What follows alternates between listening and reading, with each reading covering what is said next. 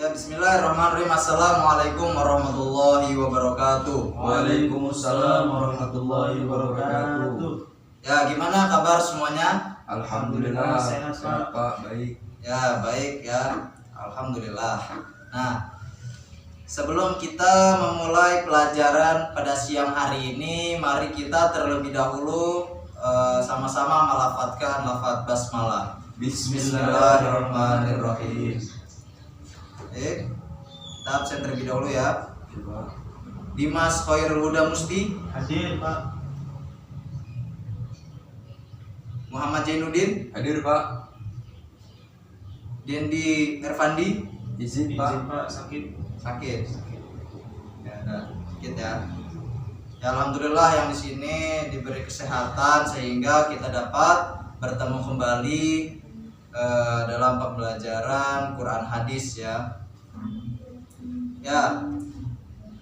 Sebelum kita memasuki pelajaran pada materi sekarang ini, kita terlebih dahulu mengulas materi yang minggu lalu kita bahas ya. Ada yang masih ingat tentang musyawarah ya. Oke, musyawarah. Coba Jainuddin, apa sih itu musyawarah?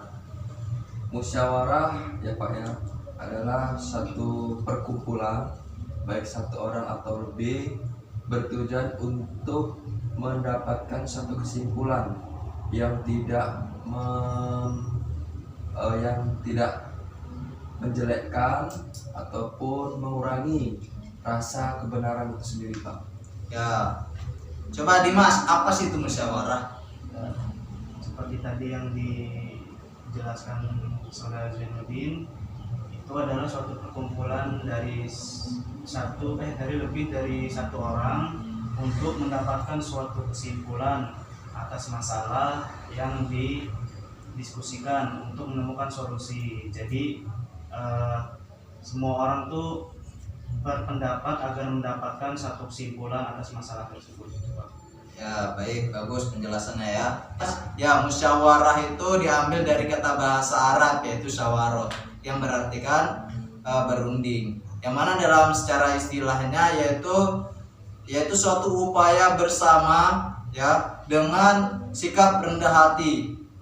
Untuk apa? Untuk memecahkan suatu persoalan yang dilakukan dengan keputusan bersama yaitu musyawarah ya. Ya baik, sekarang kita akan melanjutkan materi yaitu membudayakan hidup sederhana dan juga gemar menyantuni duafa. Ya. Sebelumnya Bapak pengen nanya nih, apa sih tujuan kita mempelajari hidup sederhana? Jai?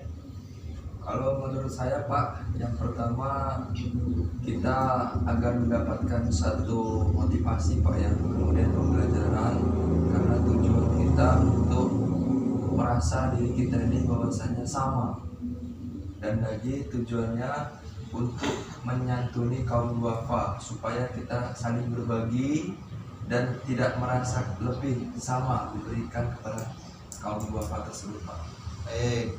Kalau menurut Dimas, kenapa sih kita ini harus belajar menyantuni duafa? Apa sih tujuan kita belajar menyantuni duafa ini?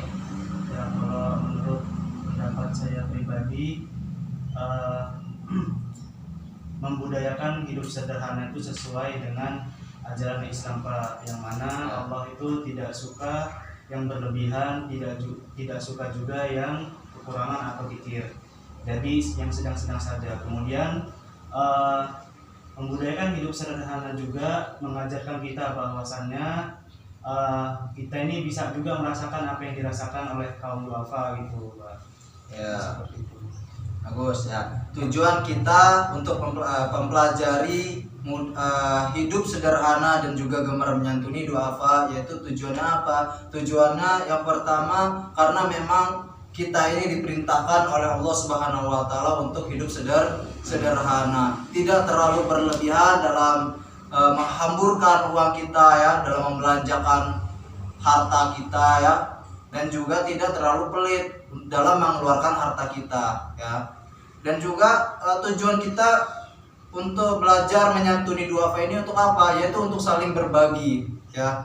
Yaitu ada yang namanya sosial, ya, sosial ke masyarakat. Ya, karena apa? Karena memang manusia ini tidak bisa hidup sendiri, ya, harus bermasyarakat. Sebelum kita memasuki lebih dalam, ya, Bapak ada video nih, ya, ada video diharapkan kepada murid-murid untuk melihat video ini terlebih dahulu, ya.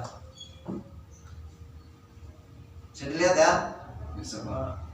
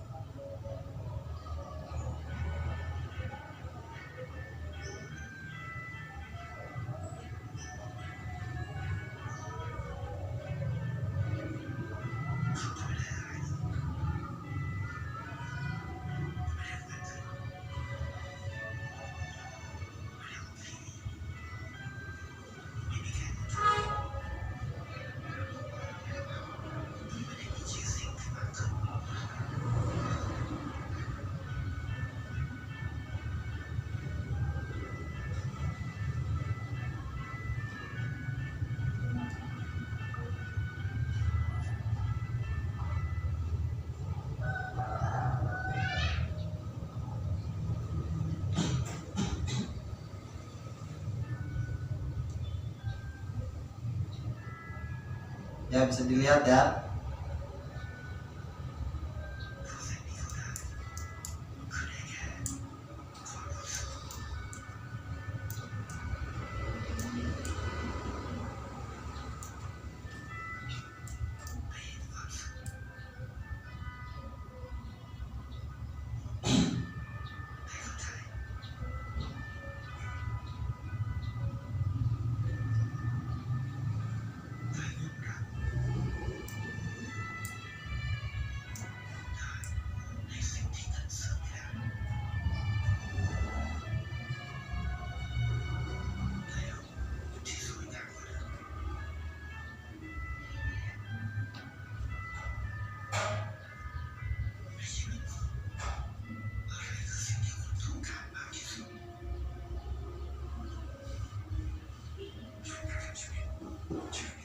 Oke, sudah, ya.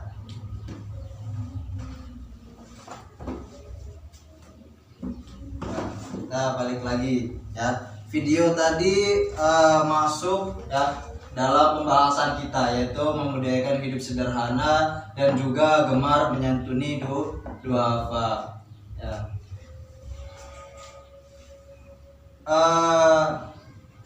Dalam memudayakan hidup sederhana, ya, apa tadi yang bisa dilihat, Dimas?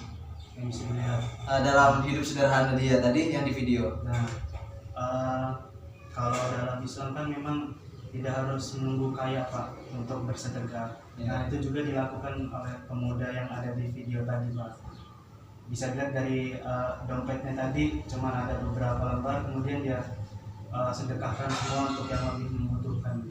Ya, bagus. Kalau dari Jay, Mas, dalam gemar menyantuni duafa tadi bagaimana? Dari video yang dilihat tadi Pak, bahwasanya gemar menyantuni kaum duafa ini adalah salah satu contoh yang mana harus kita lakukan, berupaya untuk saling membantu, karena di dalam Islam pun kita diajarkan untuk saling membantu, khususnya bagi bagi orang-orang yang membutuhkan. Salah satu contohnya itu tadi orang yang tidak memiliki orang tua, ataupun orang yang dikatakan yatim piatu dan kaum janda dan lain sebagainya, Pak. Ya. Bapak bagus. Ya, dalam memiliki hidup sederhana dan gemar menyantuni duafa seperti yang tadi dilihat dalam contoh ya, dalam video contohnya, orangnya hidupnya sangat sederhana ya, bahkan uangnya minim ya untuk dia sendiri, akan tetapi dia rela untuk berbagi kepada orang lain dan bahkan kepada hewan ya, saking hidup sederhananya dia. Kemudian menyantuni duafa tadi, lihat pengemisnya ya, pengemis meminta uang untuk apa? Untuk biaya sekolah. Nah, dari sini ya, dari hidup sederhana, memudayakan hidup sederhana, kemudian turun gemar menyantuni duafa ya. Maka dari itu ya, Allah Subhanahu wa taala memerintahkan kita untuk hidup sederhana ya, seperti dalam surat Al-Furqan ayat 67 ya, bisa kita baca bareng-bareng ya. Ya, Bapak terlebih dahulu ya, kemudian dilanjutkan oleh kalian. A'udzu billahi minasyaitonir rajim. A'udzu billahi minasyaitonir rajim. Bismillahirrahmanirrahim. Bismillahirrahmanirrahim. Walladzina idza anfaqu lam yusrifu wa lam yaqturu wa kana baina dzalika qawama. والذين إذا أنفقوا لم يسرفوا ولم يقتروا وكان بين ذلك قواما. Ya, bisa dilihat ya. Coba dibaca artinya, Dimas. Yang artinya, dan orang-orang yang apabila membelanjakan harta, mereka tidak berlebihan dan tidak pula kikir, dan adalah pembelanjaan itu di tengah-tengah antara yang demikian. Ya, dilihat ayat ini ya, bahwasanya kita ini diajarkan untuk bijak dalam membelanjakan harta ya, tidak terlalu royal ya, yang mana yang akan menimbulkan sifat hedonis, yaitu yang berpikiran bahwasanya bahagia itu adalah tujuan hidupnya ya, mencari kebahagiaan itu adalah tujuan hidupnya, dan juga tidak terlalu pelit yang mana akan menimbulkan sifat egois ya. Tetapi kita ini diajarkan untuk sifat tengah-tengah ya, tidak terlalu boros dan tidak terlalu pelit. Itulah ya yang diajarkan oleh agama Islam ya, yang mana yang mengedepankan prinsip kewajaran dan juga kesederhanaan ya. Bahkan Rasulullah SAW ya bersabda dalam hadisnya, kul washrab walbas watasoddaq fi ghairi sarafin wala makhilah ya, yang artinya kul makanlah, washrab minumlah, walbas berpakaianlah, watasoddaq dan bersedekahlah, fi ghairi sarafin dengan tidak melampaui batas, wala makhilah dan tidak menyombongkan diri ya. Itu ya yang diajarkan oleh agama Islam. Kita tidak boleh melampaui batas, tidak boleh terlalu berlebihan ya, seperti yang Bapak sebutkan tadi, dan juga tidak boleh menyombongkan diri ya. Ya, coba Dimas dan Zainuddin, kalian berdua berdiskusi, coba temukan contoh pada zaman sekarang ini orang yang hidupnya bermewah-mewahan ya, terlalu menghamburkan uang, dan juga dia malah kikir terhadap orang-orang yang membutuhkan. Coba bisa didiskusikan ke Zainuddin dan juga Dimas. Baik, Pak. Ya, gimana Jai sama Dimas sudah? Insyaallah, Pak. Ya, coba disebutkan perwakilan. Tadi hasil dari yang kami diskusikan, realita kehidupan sekarang para remaja yang hedonis Pak ya. Hedonis juga, dari dampak hedonis itu menimbulkan sifat egois yang berujung pada kikir atau pelit. Jadi contohnya ada pemuda itu saya temukan di sekitaran lingkungan saya Pak. Jadi mereka itu memaksakan diri melebihi apa yang dia mampu gitu Pak dari ekonomi keluarganya. Contohnya seperti membeli HP yang terlalu mahal gitu, sehingga orang tua ini malah sampai nyari-nyari pinjaman gitu Pak, nyari sampai berhutang kepada orang lain demi memenuhi keinginan anaknya gitu Pak. Akan tetapi dia juga egois gitu Pak, karena terlalu sering melakukan hal seperti itu jadi kebiasaan. Jadi contohnya kayak dia tuh seorang muslim juga, terus kalau suruh sedekah masukin kotak amal itu sayang-sayang Pak, nggak ketang 1000 juga dia nggak mau gitu Pak. Mungkin itu yang terjadi di kehidupan realitas sekarang Pak. Ya, bagus contohnya ya.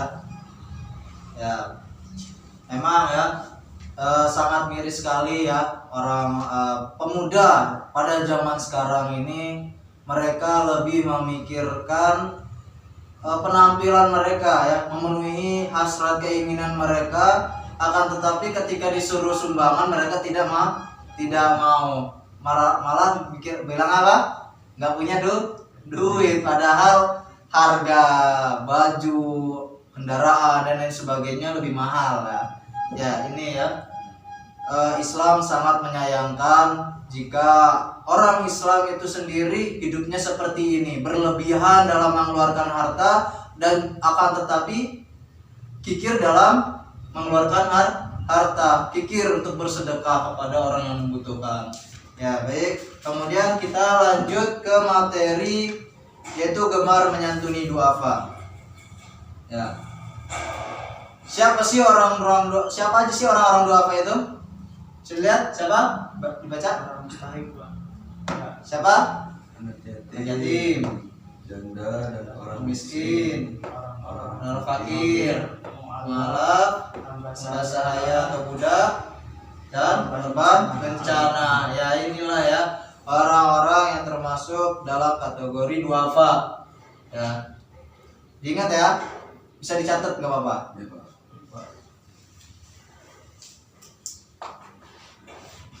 Ya, udah semua? Sudah Pak. Sudah ya. Ya, bisa dilihat di situ terdapat dalil dari surat Al-Isra ayat 26 dan juga 27. Ya, bisa dibaca satu-satu ya. Dimas baca surat 26, Jai baca surat 27. Baik Pak. A'udzu billahi minasy syaithanir rajim. Bismillahirrahmanirrahim. وآت ذا القربى حقه والمسكين وابن السبيل ولا تبذر تبذيرا.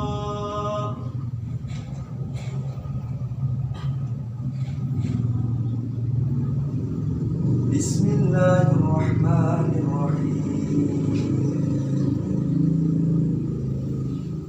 Innal mubazzirina kanu ikhwana syayatin wa kana syaitanu lirabbihi kafura.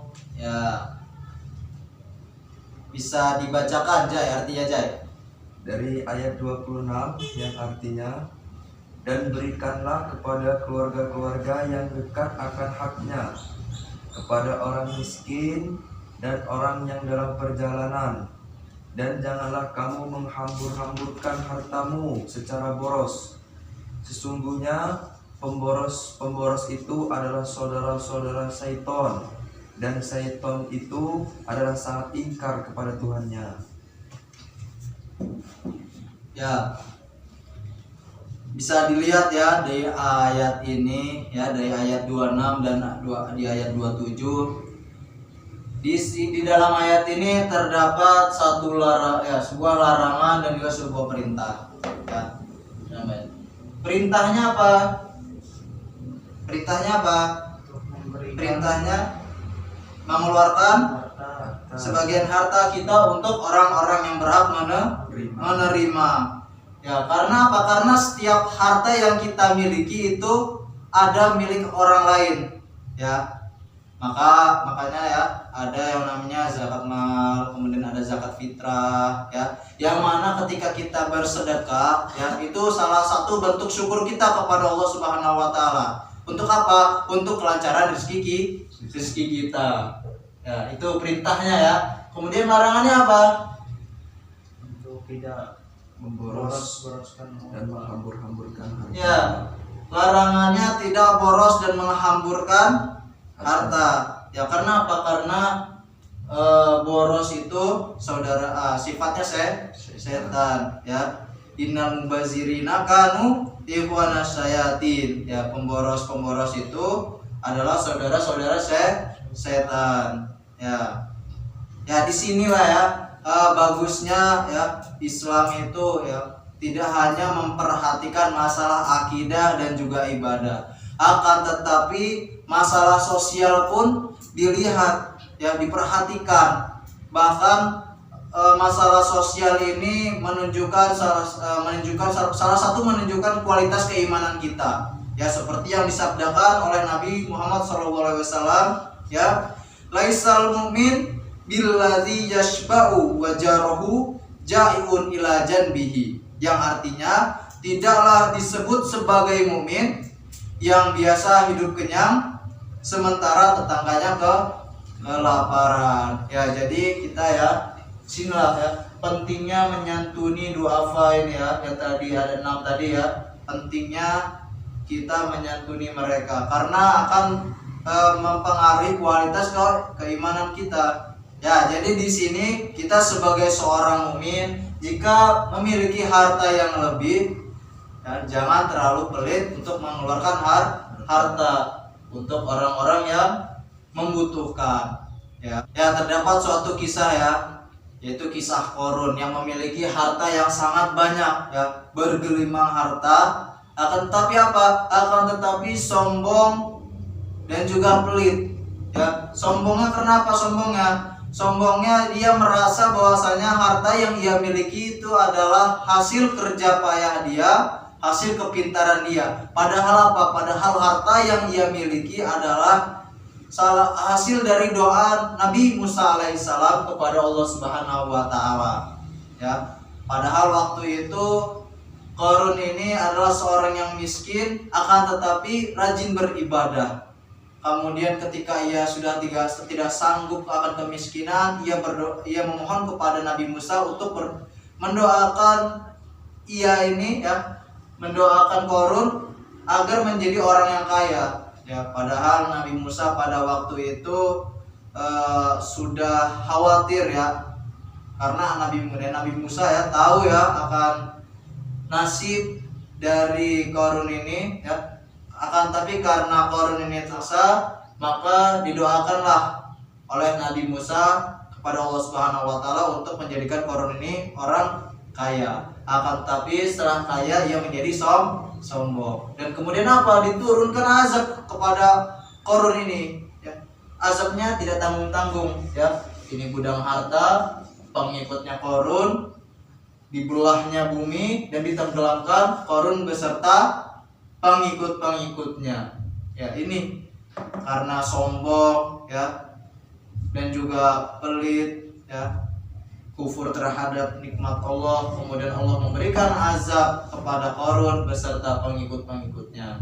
Ya, jadi di sini ya, ketika kita punya uang jangan terlalu berlebihan dalam menghamburkan atau membelanjakan uang kita ya, dan juga tidak terlalu pelit dalam apa? Dalam memberikan harta kita kepada orang yang membutuhkan. Ya, sampai sini paham? Ya, ada yang ingin ditanyakan? Cukup jelas? Alhamdulillah. Ya. Baik, di sebelahnya ada soal. Ya, Bapak harap kalian nanti di rumah bisa dikerjakan ya. Nanti dikumpulkan minggu yang akan datang. Pak. Baik, karena waktunya sudah habis, kita cukupkan terlebih dahulu pertemuan pada siang hari ini dengan mengucapkan lafaz hamdalah. Alhamdulillahirabbil alamin. Ya, Bapak akhiri. Wassalamualaikum warahmatullahi wabarakatuh. Waalaikumsalam warahmatullahi wabarakatuh.